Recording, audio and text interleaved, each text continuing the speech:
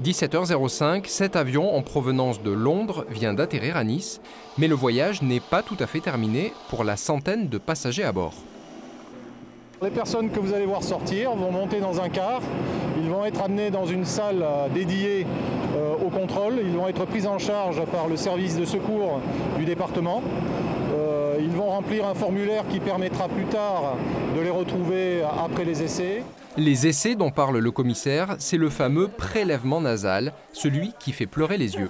Mon rituel, c'est devenu votre quotidien, c'est ça? Malheureusement. Comme tous les passagers de plus de 11 ans, cette azuréenne installée à Londres se plie au dépistage, une obligation, sinon la police vous renvoie sur le champ dans l'avion. Je peux comprendre qu'on vérifie les personnes qui voyagent. Après, on a déjà effectué des tests au départ et on n'a pas forcément envie d'avoir un coton-tige tous les jours dans le nez. C'est un peu ridicule. Je l'ai fait déjà, alors je sais pas. Ça va coûter aux Français, non? Dans les taxes, non, je pense.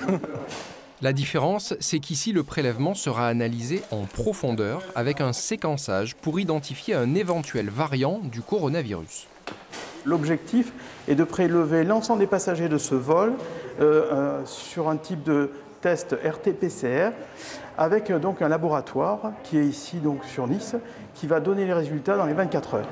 Chaque jour, la police cible un vol sur lequel 100% des voyageurs sont testés. Sur près de 1000 prélèvements déjà réalisés, aucun ne s'est pour l'instant révélé positif.